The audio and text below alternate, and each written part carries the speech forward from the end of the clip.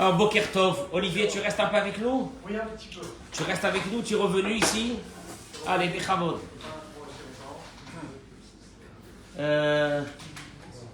Olivier, Oui. ça te dérange pas de dire à Shmuel, il est là-bas, de rentrer pour écouter le cours? Oui. Shmuel, merci. Vous savez que dans la paracha de cette semaine, la Torah a été donnée bikolot ou brakim.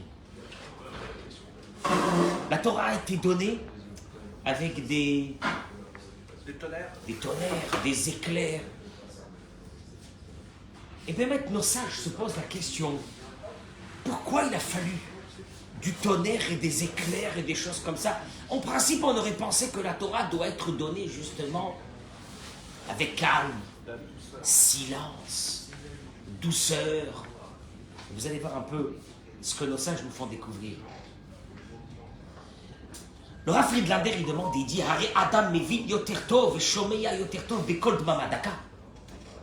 Nous savons que l'homme, en principe, il se concentre pour écouter quand il y a du silence. On accueille nos amis sur les réseaux sociaux, Baruch Haba, il fait froid, donc on est à l'intérieur, mais il y a un petit soleil dehors, mais il fait très très froid. Que ce Limoud HaTorah soit pour vous, Boker Tov, Bezrat Hashem, Yom Tov, Kol Asher Tifnu Taskilu V'Tatzlichu, Amen Ken Yhi Ratzon. Et pourquoi? Parce que Asechel Kolet Kshadvarim Nemarim Benachat. Tu vois, l'esprit, le cerveau, l'intelligence capte quand il y a du silence. Quand il y a du silence, qu'est-ce qui se passe? Tu vas capter mieux ce qu'on est en train de te dire. Alors il aurait dû y avoir du silence.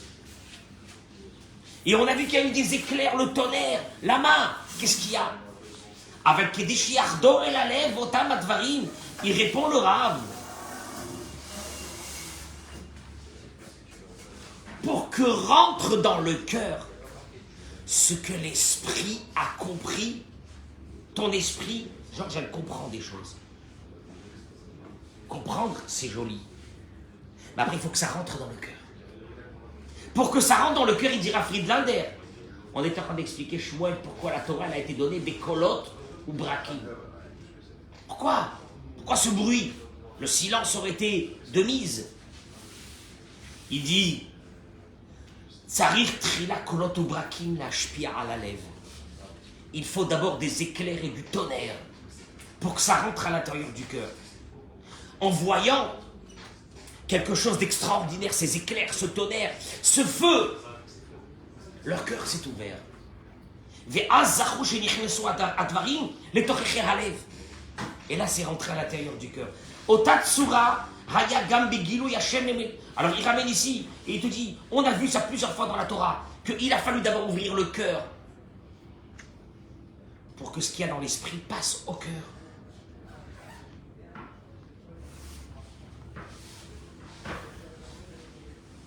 Il dit comme ça que כשהלב פתוח לפניך, לך וזרע יסוד גדול בעבודת האדם בכל מצבי החיים.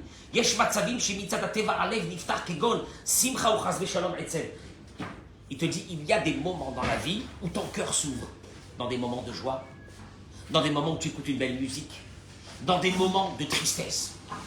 Dvarim, merak, shemapotrim et alev. Il y a des choses qui vont t'émouvoir et ouvrir ton cœur. Et nos sages nous disent, au moment où c'est que le cœur est ouvert, ou bar klita, il peut accepter, il peut prendre. Il faut mettre le cœur en condition pour capter ce que le cerveau t'a fait comprendre et le faire entrer dans le cœur. En d'autres mots, il est en train de te dire une chose qui est très importante. Ce qu'il y aura dans ton cœur fera ta vie. Ce qu'il y a dans ton cœur fera ta vie.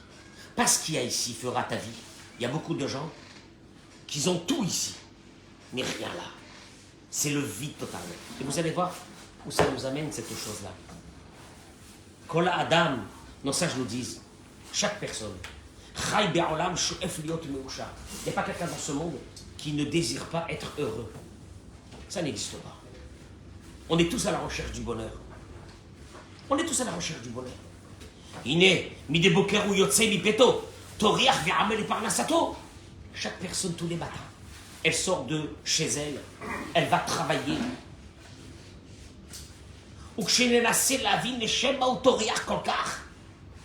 Et quand on va lui demander, et pourquoi tu te fatigues autant, tu prends autant de risques dans ta vie, tu t'investis autant, tu n'es pas avec ta femme et tes enfants la majeure partie de la journée, voire même le soir, pourquoi tu fais ça? Nous allons découvrir qu'il ne travaille pas seulement pour survivre, pour manger. C'est pas vrai. La majeure partie du travail, c'est pas pour manger. Et la kede, les sapek, les atzmo, suge, hanaot. Tu entends, Olivier? C'est pour te donner la possibilité d'avoir aussi d'autres plaisirs. Et que ces plaisirs qu'il va assouvir lui donneront la possibilité d'être heureux. Traduction, la majeure partie de ce qu'un être humain travaille dans ce monde, c'est pour une chose. C'est pas pour manger, c'est pour être heureux.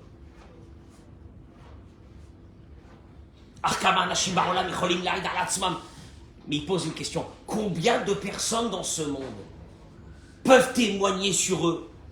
Ça y est,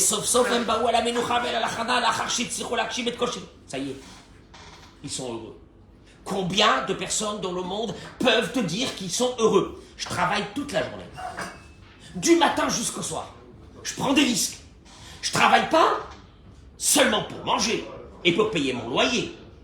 Je travaille aussi pour qu'il me reste beaucoup d'argent si possible, ou le maximum si possible, pour pouvoir permettre d'avoir d'autres plaisirs. Pourquoi d'avoir d'autres plaisirs? Parce que ces plaisirs m'amèneront le bonheur. Et il pose une vraie question. Combien de personnes peuvent te dire qu'ils sont arrivés à ce bonheur? Même ceux qui ont réussi énormément. Ils peuvent dire de tout leur cœur, Baruch Hashem, merci mon Dieu, le chasser li kloum, il me manque rien, ani behemet meushar. Je suis heureux. Tu as déjà vu des fois des gens dehors en train de crier, je suis heureux, Mazal Tov. Tu as déjà vu ça? Tu as déjà vu quelqu'un rentrer dans le bureau devant tout le monde, dire je suis heureux? Pourquoi? Parce qu'il y a beaucoup de Tunisiens, ils ont peur de la. Pourquoi? Non, ça m'étonnerait. Ametsiout melamedet, qui benel adam baron lamazé. La réalité, elle nous a prouvé que Ashirim ve'amim, des pauvres et les riches, les deux, les pauvres et les riches, rechokim me'od, ils sont très loin. Milagi ala osher, et pendant toute notre vie, on est à la recherche de ce bonheur. On l'a pas. On se tue du matin jusqu'au soir, on l'a pas. Zematril des tronchas chez le chesser. Et il te dit en plus, ça commence par quoi? Les riches et les pauvres, ils ont les mêmes symptômes. Les mêmes symptômes. Et c'est quoi les symptômes? Zematril, les tronchas chez le chesser. Il y a un manque. T'as des gens qui sont de grands malades. Il y a un manque en eux. C'est des gens qui vont te pourrir la vie. Ils sont autour de toi, ils te pourrissent la vie parce qu'ils ont un manque. Son âme, elle est vide. Maintenant, tu vas enquêter sur cette personne. Peut-être qu'elle n'a pas de quoi manger. Et tu verras qu'elle n'a pas de quoi manger. Manger, c'est son dernier souci. Elle n'a pas de quoi habiter. C'est son dernier souci, elle a tout. Et tu vois cette personne, tu dis, c'est l'horreur. De vivre une vie pareille, c'est l'horreur. Un manque, un vide, une abîme dans son âme. Et il est là à la recherche de voir qu'est-ce qui pourra lui remplir son âme. Et alors là, qu'est-ce qu'il se dit? Je sais qu'il me manque telle et telle chose pour devenir heureux. Et alors, le manque que j'ai à l'intérieur de moi va disparaître. Parce qu'en fait, notre vrai problème, il est là. On vit avec un manque.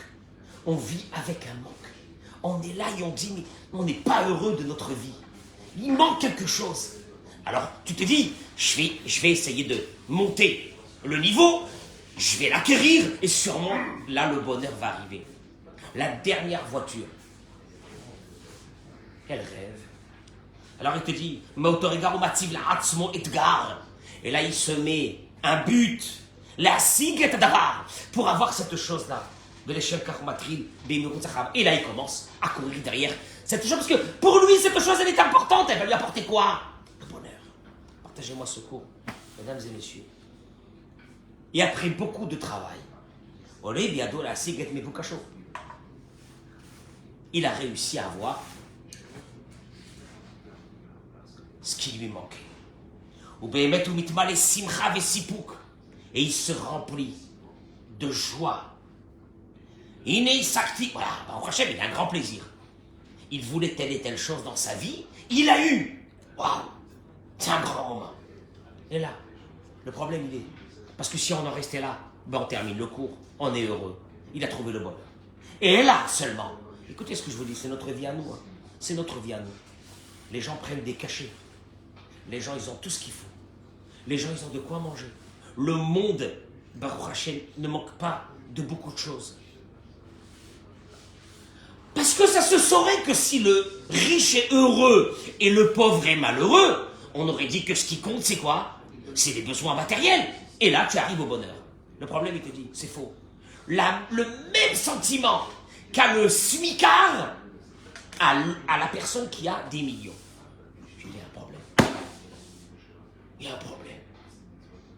Et après beaucoup de travail, il est arrivé à avoir sa voiture de rêve, sa maison de rêve qu'il voulait avoir. Il a eu. Et là, il est dans une grande joie.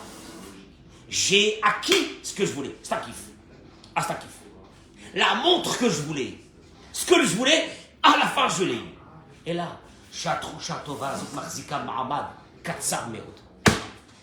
le problème, c'est que ce plaisir mince, j'ai donné des années de ma vie. Je n'ai pas vu mes enfants. J'étais dans un état épouvantable de stress. Pour acquérir ce bonheur. Je l'ai eu. Si ça pouvait te mettre dans un grand bonheur, ça vaut la peine. Le problème, c'est que ça dure un tout petit moment. Admera ou mitragel adavar sheisig. Très très vite. Très très vite. La Porsche de ses rêves, il la voulait. Mais très très vite, il est habitué à la Porsche de ses rêves. Il monte le matin, il est toujours énervé. Il est toujours stressé, mais t'as la Porsche de tes rêves. T'as bossé pendant des mois et des mois pour l'avoir, tu l'as eu. Mazal Tov. Sois heureux. Non.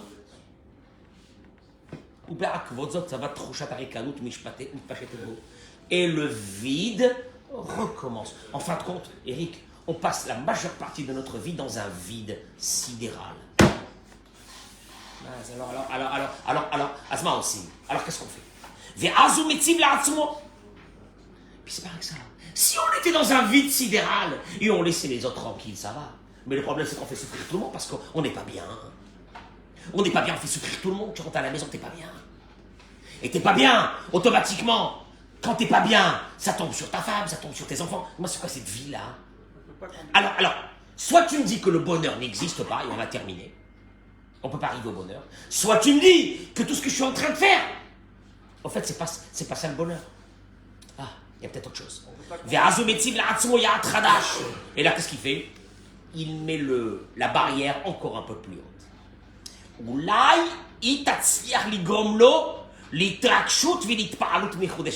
Peut-être que cette échelle qu'il est en train de monter va l'amener vers le bonheur. Parce qu'il n'y a rien de mal. On est tous à la recherche du bonheur. Il n'y a rien de négatif dans ce que je suis en train de dire. L'être humain cherche le bonheur.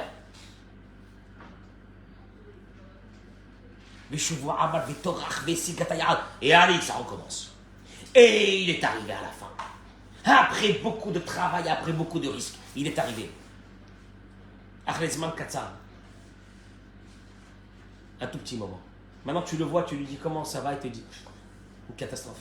Le type, il a plusieurs appartements, il a plusieurs voitures, il a plusieurs ça, il te dit une catastrophe.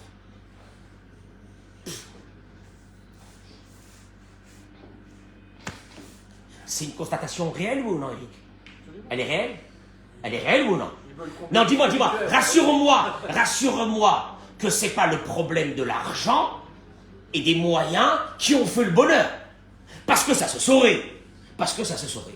Alors là, on aurait vu tous les riches avec une banane. Tous ceux qui sont rentiers, on les aurait vus avec une banane. Et même ceux qui ne sont pas rentiers, on les aurait vus avec une banane. Parce que Baruch Hashem, ils ont gagné beaucoup d'argent cette semaine ou ce mois-ci. Et tout devrait être bien dans leur vie. C'est pas le cas. Et Tzel Baralit Bonenu de Rabim Baolam, chez beaucoup de psychologues, de psychiatres dans le monde, ils se sont posé cette question.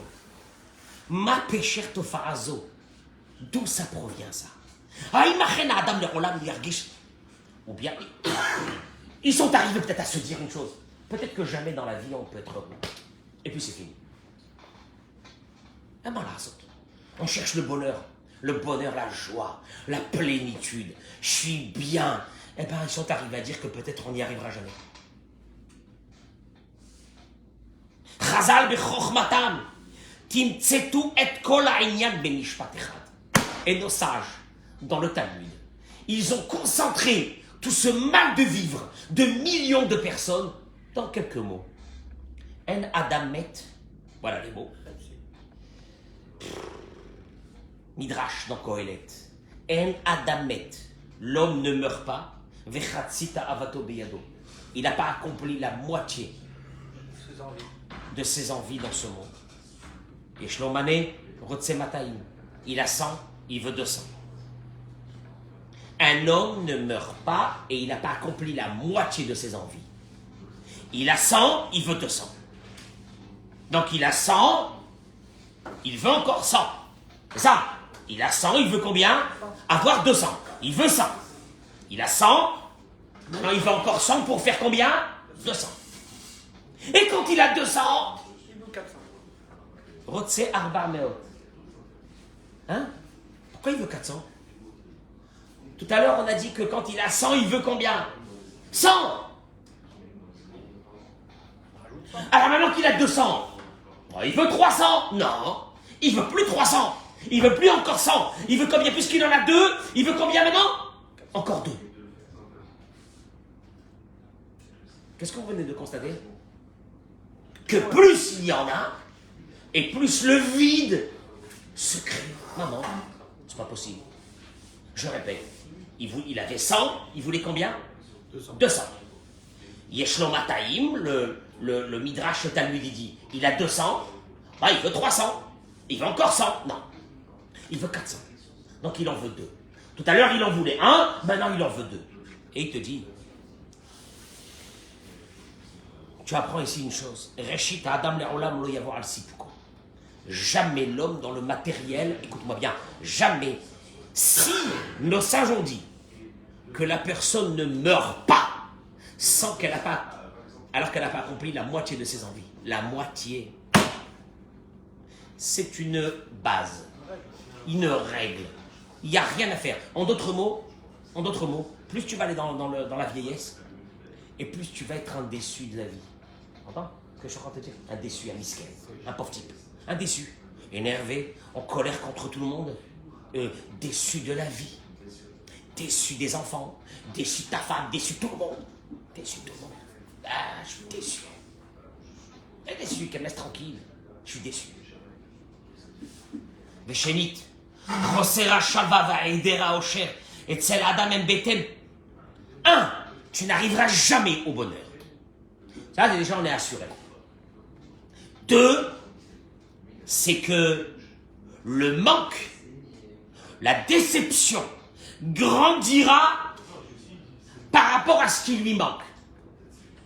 Et pour savoir combien il lui manque, en fonction de ce qu'il a, tu sauras que sa fin, FAIM, elle va et elle grandit de plus en plus. Ce qui veut dire que, en fin de compte, plus il en a et plus son mal de vivre va grandir. C'est une réalité, vous pouvez le voir même en Beth Midrash.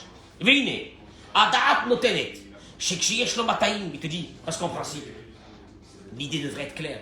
Quand il a 200, il devrait être bien. Et il serait content.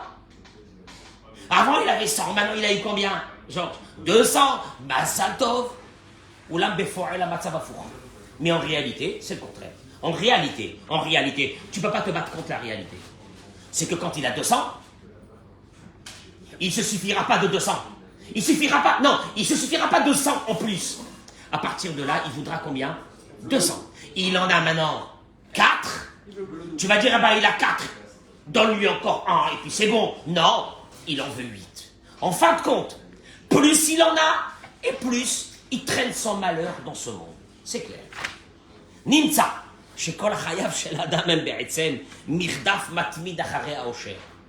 Parce qu'il pense que, et c'est pas mauvais, il pense que ça va l'amener vers le bonheur. Et en fin de compte, tu le vois, il traîne son malheur du matin jusqu'au soir.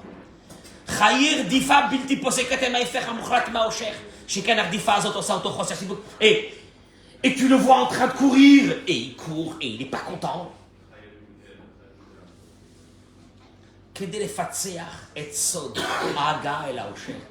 Bon, alors soit on arrête ici et on dit, il n'y a pas de bonheur. On a terminé. Soit on dit, mec, il y a un bonheur dans ce monde. C'est pas possible qu'il n'y ait pas de bonheur dans ce monde. Mais il est où ce bonheur? Pas dans le matériel, en tout cas. Il est où ce bonheur? Je répète, dans le matériel, on a tout essayé, il nous a jamais emmené au bonheur. Moi, encore une fois, si j'aurais vu qu'on marque dans le journal en grand, les riches sont heureux. Oh, j'aurais voulu être riche.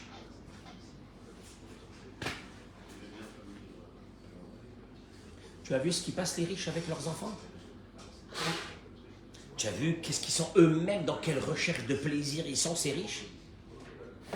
Ils auraient dû être... Un riche aurait dû être posé dans un endroit tranquille. Ni il bouge, ni rien. Qu'est-ce qu'il y a? Merci H. Je suis bien avec ma femme. Je suis bien avec mes enfants. Je suis bien ma vie. J'ai de quoi manger. Il aurait dû être heureux. T'as vu les riches? Non. Le riche, alors ses besoins en fonction de ce qu'il a. À un moment donné, même la femme qu'il a n'est plus pour lui. Plus rien n'est plus pour lui. Parce que ses besoins, ils ont grandi. Donc sa recherche de bonheur se trouve à un degré énorme. Et le pire, vous voulez que je vous dise le pire? C'est qu'aucune génération n'apprend de la génération précédente. C'est ça qui est fabuleux. Le Talmud dit que ce monde, c'est un monde de mensonges. Alma des chikra. C'est une escroquerie. Mais c'est une escroquerie monumentale. Parce qu'en principe, nous envoyons des gens vers la fin de leur vie, de grands riches, et qu'on voit qu'avec leur richesse, ils n'ont acquis aucun bonheur. Ils sont là en train de dire ça va pas, et ça, et mes enfants ils m'ont tourné le dos, et machin, et si elle a... Qu'est-ce que tu devrais te dire à ce moment-là? Allez, au diable la richesse. Au diable la richesse. Si elle n'a rien amené, au diable la richesse. Vont se lever une nouvelle génération de jeunes. On les appelle des loups. De jeunes loups. Qui sont sûrs qu'ils vont arriver au bonheur. Ce que les autres ne sont pas arrivés. Eux, ils arriveront au bonheur. Et ça continue. Et ça continue. Et puis ils partiront de ce monde en étant dans une recherche de ce bonheur. Et ils ne l'ont pas eu. Ils ont laissé que de la désolation dans ce monde, sur des enfants malades, sur des petits-enfants malades, sur des drames. Et ça continue. Il n'y a rien, il n'y a pas un moment dans l'humanité où l'humanité va dire stop, stop. C'est pas le matériel qui m'amènera le bonheur. Stop, j'en ai marre. La preuve, je répète encore. Moi, je veux qu'on me dise, qu'on m'amène des riches ici qui me disent j'ai besoin de rien, je suis dans un bonheur le plus total, j'ai envie de rien, j'ai envie que de vivre comme ça, de profiter de la vie, j'ai besoin de rien, j'en veux à personne, je suis content du matin jusqu'au soir. Tu connais toi déjà tout? Si vous connaissez, donnez-moi des numéros de téléphone, et je puisse leur parler. Leur demander comment c'est le bonheur. Qui m'explique si le bonheur existe avec le matériel. כדי לפצח את סוד ההגעה אל האושר, עלינו להביא תחילה מהיכן בעצם נובע בנפש האדם, הצמא הפנימי הזה המושך את האדם לתאוות עוד ועוד. Pour essayer d'arriver à ouvrir ce noyau-là, pour comprendre comment est-ce qu'on arrive à ce bonheur, s'il vous plaît de partager ce cours, s'il est fondamental. Il faudrait d'abord qu'on dévoile d'où provient cette soif, parce que c'est une soif qui vient de l'intérieur de nous. Il y a des gens qui peuvent avoir des dizaines de millions d'euros. Ils sont assoiffés, ils ont la rage, ils ont la haine, ils ont l'envie encore de prendre. D'où ça provient ça? Ça provient de l'intérieur, ça provient de l'âme, ça provient de l'âme, ça provient de l'âme. Et c'est elle qui se lève le matin et qui dit j'ai envie, j'ai envie. J'ai envie, qu'est-ce qu'il a? Hein? Il y a une nouvelle bagnole, il y a un nouvel truc qui est sorti, il y a un nouveau machin, il y a une nouvelle montre. Ça provient de l'intérieur. Le pire dans ça, tu m'écoutes, le pire dans ça, c'est que ce trait de caractère ne se trouve que chez l'être humain, ne se trouve pas chez l'animal. T'as déjà vu une fois un chien dehors qui te dit j'en ai marre de la vie, je suis pas bien ce matin. Je me suis levé de mauvais poil ce matin. Et puis je suis en dépression. C'est rare, hein, je pense. Je sais pas s'il y en a des animaux comme ça. En dépression. En dépression. Tu vois un chameau, il te dit j'ai envie de mourir. J'ai raté ma vie. Je suis pas bien. Alors qu'en principe, on parle du matériel. Donc si on parle du matériel, ce phénomène aurait dû être chez l'animal, beaucoup plus que chez l'homme. Il n'existe pas chez l'animal, mince. L'animal, tu lui mets sa gamelle, le bonheur. Le bonheur, il te saute dessus. Oh non, c'est honteux, la vérité, c'est honteux. Tu donnes à manger là à un petit chat, il te met comme ça, il se met à côté de toi. Il est dans un bonheur total. Macara, que c'est que chez nous. Ça aurait dû être, puisque c'est la matérialité qui est la recherche de l'homme, elle aurait dû être chez l'animal, puissant sang. Elle n'est pas. C'est la vraie question. Et là, par rapport à ça, tu vas découvrir des personnes qui sont malades, très malades, à la recherche du bonheur, très malades, mais une grande maladie qui s'appelle la recherche du bonheur. Et ils ont pensé, ils étaient sûrs et certains que le matériel allait amener ce bonheur, et ils se sont dit, rien ne m'arrêtera pour que je touche ce bonheur. Ça racole, total des courses. Il a peut-être réussi au niveau matériel, mais le bonheur, je vous assure qu'il n'a pas.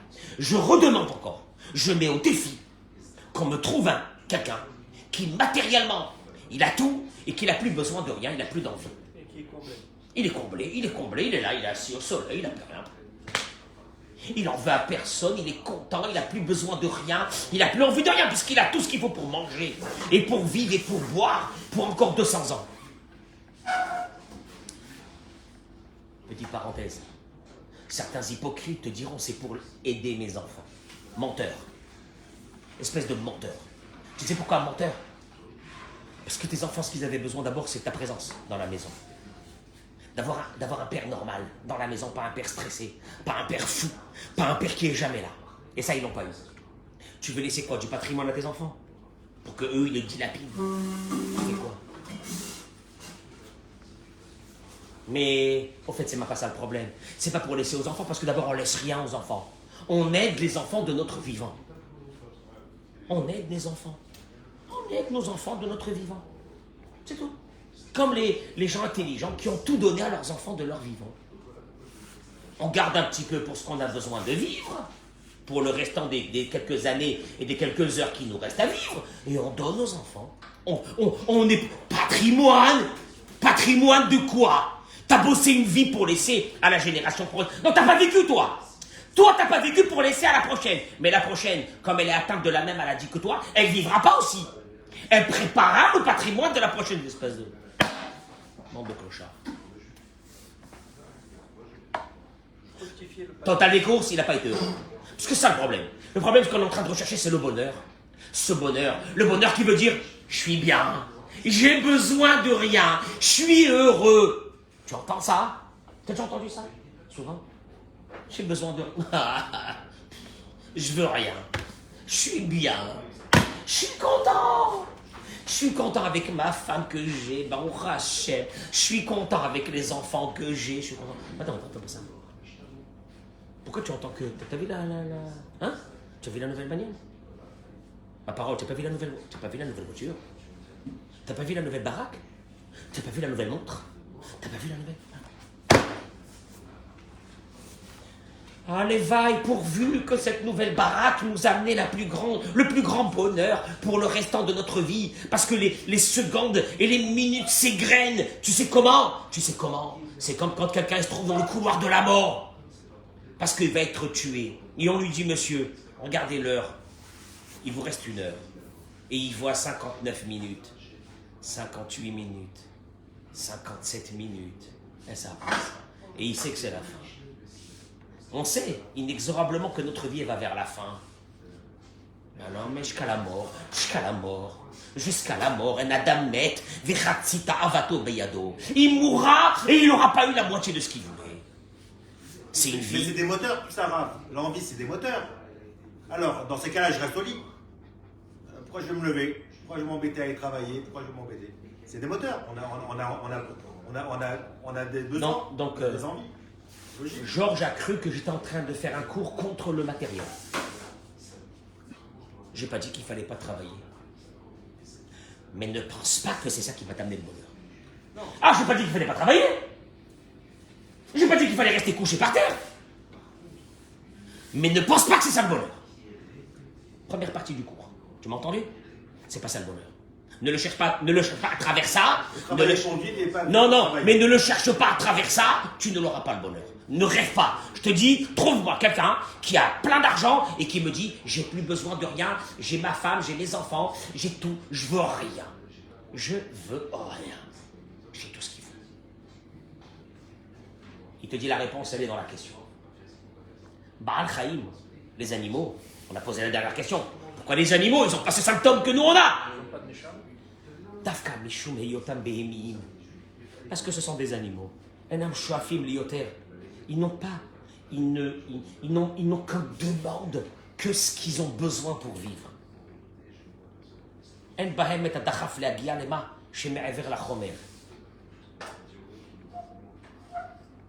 n'ont pas, plus que le matériel qu'ils ont, ce qu'ils ont besoin pour vivre, ils n'ont qu'un besoin. Ils n'ont qu'un besoin. Ce qu'ils ont besoin, c'est de manger. Ils mangent, ils sont heureux.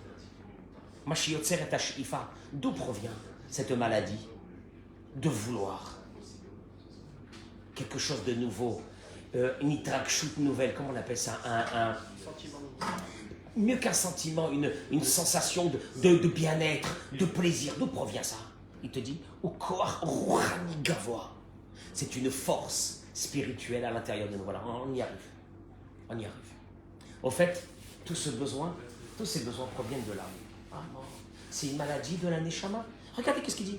Yidorim d'Ivra Arizal, le Ari Akadosh. Ari Akadosh, vous avez entendu parler du Arizal, le Mikvé du Arizal. Vous avez entendu parler, oui, Arizal. Il dit la chose suivante. Au début de Sha'ar HaGilgulim. Da, sache, ki Adam Atzmo ou Aruchaliyut Asher Betor Gufo. C'est quoi l'être humain? Le Arizal, il te dit, il faut que ça soit clair. Hein. L'être humain, c'est pas son corps. C'est pas son corps. Hagouf ou les bouches à Adam. Le corps, c'est l'habit de l'homme. Mais c'est pas l'homme. Je suis avec un costume, ne regarde pas mon costume, c'est pas moi. Moi, c'est en bas du costume. Tu me suis ou non? La même chose. Ne regarde pas ton corps, c'est juste un habit. Mais ton toi, c'est ton âme. Point. Au fait, quand je te parle à toi, je parle pas à toi. Je parle à ton âme. Toi, c'est juste une enveloppe. Et là, il te dit une chose. La risale. Parce que le vrai ami, le vrai moi, c'est qui? C'est celui qui parle, c'est celui qui pense, c'est celui qui aime, c'est celui qui vibre. C'est l'intérieur qui est à l'intérieur de la personne, c'est pas le corps, c'est l'âme de la personne. C'est ce cœur, quand on avait dit ce cœur tout à l'heure, au début du cours, que le cœur, il faut qu'il s'ouvre. C'est ce cœur-là. C'est là-bas qu'il y a la neshama. Elle, jamais elle meurt. Hein. Elle est l'éternelle.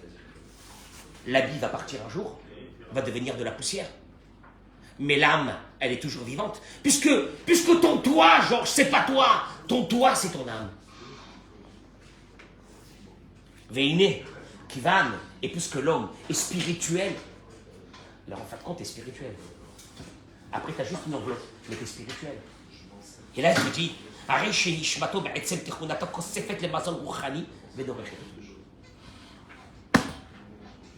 tu sais qu'est-ce qu'elle a besoin, ton âme? Il y a une enveloppe. Mais l'enveloppe, c'est pas l'essentiel. Il y a à l'intérieur de l'enveloppe quelque chose. C'est ton âme. Tu sais qu'est-ce qu'elle a besoin? Elle a besoin d'être nourrie. Elle a besoin d'être nourrie. Et cette nourriture-là, elle le demande. Et tant qu'elle n'a pas reçu son alimentation, bah oui, eh ben elle est pas tranquille.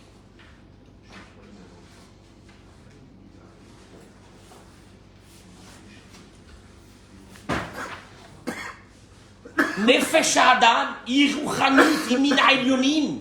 Il dit le Rav. L'âme de la personne, elle vient d'un autre monde. Elle vient d'un autre monde. Iskouka le mazon miyuchad. Elle a besoin d'une alimentation spéciale. Tu entends, oui ou non? Toi, tu as cru nourrir tout ton corps avec une seule alimentation. Et le Harizal, il te dit, écoute mon pote, il y a le manger de ton enveloppe et il y a le manger de ton âme. Il n'y a rien à faire. Essaye de passer outre, on verra.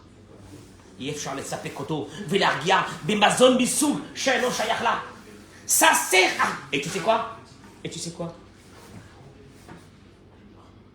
Quand on traite la boulimie chez les médecins, il la traite en fait, il te dit le médecin, c'est pas un problème du corps, c'est un problème de l'âme. Alors ils appellent ça, c'est un problème psychologique. Ton âme, elle a faim. Et toi, tu crois que c'est ton corps qui a faim?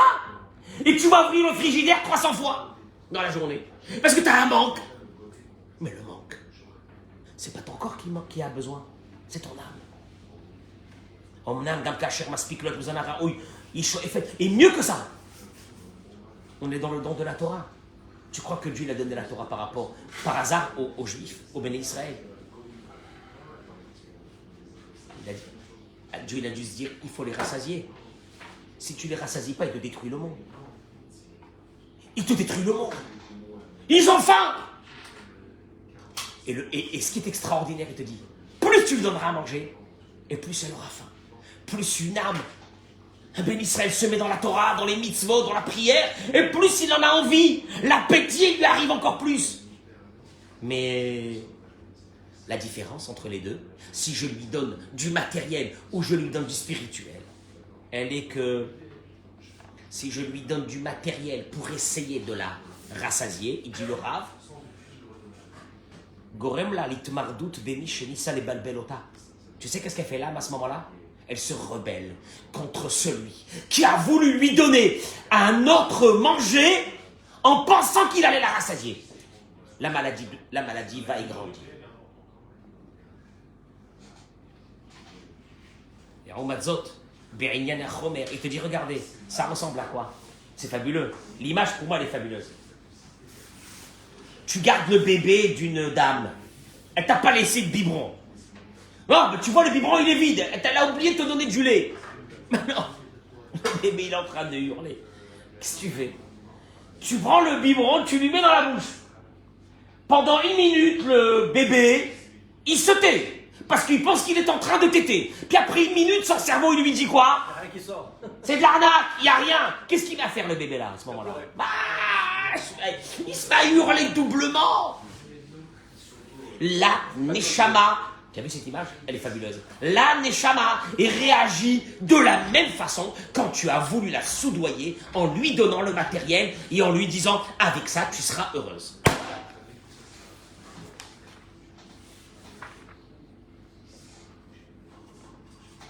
En effet, Shielokit, dit le Rav. L'âme, elle est spirituelle, il n'y a rien à faire. Que tu montes et tu descends, tu as une Neshama. Qui veut dire une étincelle de Dieu. Il n'y a rien à faire. Ne rêve pas, tu peux monter et descendre. Verak dvarim ruchaniim, et seulement du spirituel. Amizinim et un nefesh, kefi haratzon haeloki, qui lui donne à manger. C'est ça exactement. C'est ça exactement. La spiritualité. Limud Torah, Maasim Tovim, l'étude de la Torah, les bonnes actions, Avodat Amidot, le travail des Midot. Pour les femmes, la prière, le Teilim. Pour les hommes, des moments d'étude de Torah, les prières. Ça nourrit. Ma parole, ça nourrit. Et pas seulement que ça nourrit. Quand ça nourrit, tu te dis, je suis bien. Je suis bien. Traduction, j'ai rien besoin. Pendant un moment, ta tête est, je suis bien, j'ai rien besoin. Traduction, égal, j'ai rien besoin, égal, heureux. Une chose qui te manquait. Et là, attention, c'est un bonheur éternel. Parce que sans arrêt, tu vas étudier la Torah et tu vas t'instruire. Et sans arrêt, et puis d'un secours, un bon matin, tu vas te lever, tu vas dire, Baruch Hashem, j'ai tout ce qu'il faut. Ça a été ça la différence entre Esav et Yaakov. Esav, il a dit, Yeshli Rav, j'ai beaucoup. Et Yaakov, il a dit, Yeshli Kol, j'ai tout. Elle est fondamentale, la différence. En fait, c'est pas des mots. L'un, il a dit, je vais mourir de soif. Et l'autre, il a dit, j'ai tout ce qu'il faut. Et pourtant, Esav avait beaucoup plus de richesse que Yaakov. Mais bon, c'est un détail, la richesse.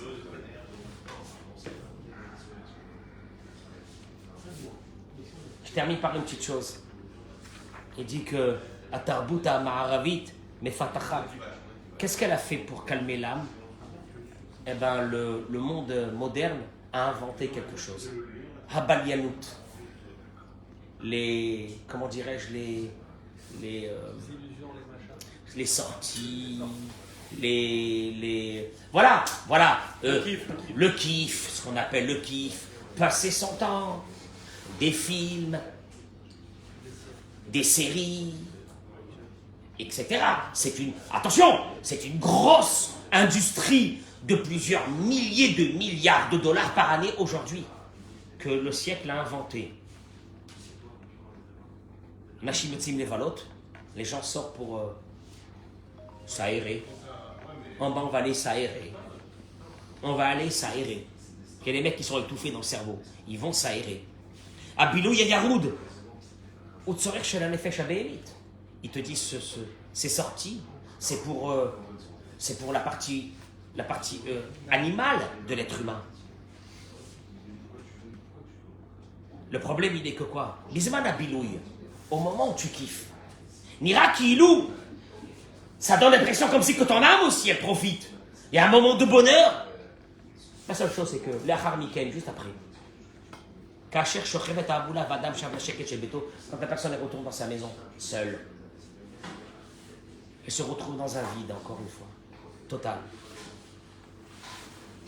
Pas chute merde. On te dit, c'est là, c'est une vérité. Tu sais pourquoi? Parce qu'en fait, tu n'as rien donné à ton âme. En âme, tu lui as donné un petit kiff. Ton âme, elle a profité un moment. C'est un peu comme ce biberon vide qu'on met dans la bouche d'un bébé. Pendant les premières secondes, il tète la tétine du biberon. Après, il voit que c'est vide. Nishmato shel kol Yehudi mevakeshet et shela. L'âme de chaque juif exige, demande à l'être humain, j'ai besoin de manger. Tel la neshama et mevokasha. Tu es obligé de donner du spirituel à ton âme. Il n'y a rien à faire. C'est la maladie du siècle. Il y a 300-400 ans, le monde était spirituel. Chez les juifs et chez les non-juifs, le monde était spirituel. On a pensé que le matériel allait combler la partie spirituelle et qu'on n'a plus besoin du spirituel. Parce que c'est vrai que le spirituel demande un certain travail, alors que le matériel, bon, tu bosses dans ton travail et puis tu te rajoutes des plaisirs, etc. Puis tu es bien.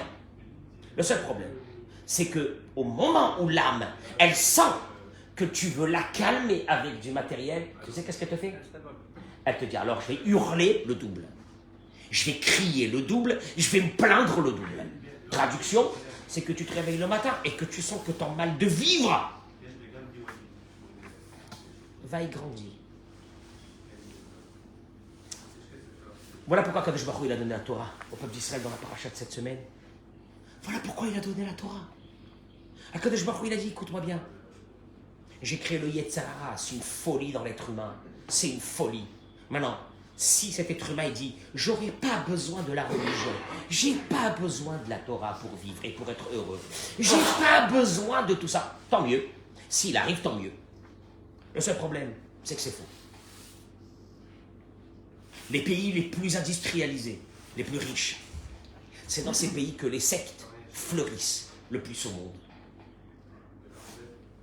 Pourquoi?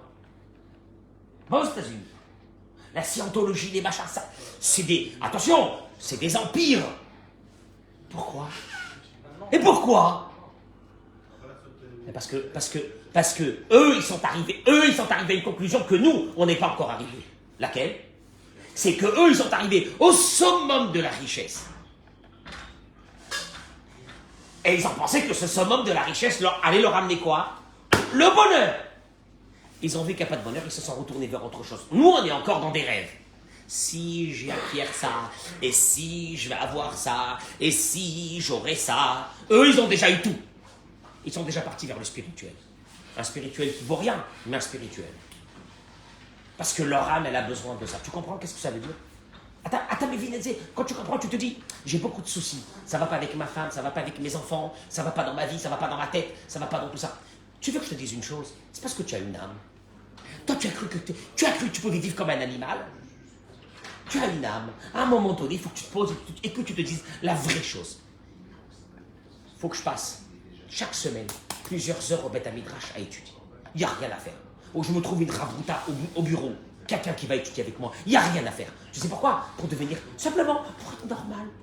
Pour être normal. Pas pour étudier de la Torah, pour devenir un érudit. Pour être normal.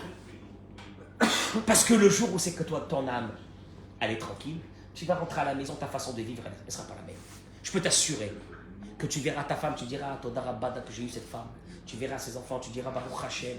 Tu passeras un Shabbat, tu diras Baruch Hashem. Mais on n'y arrive pas comme ça.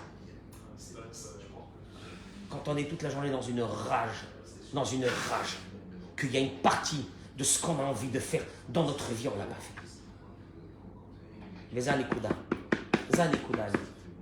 Maintenant, il y a beaucoup de gens qui vont te maquiller ça dans d'autres choses.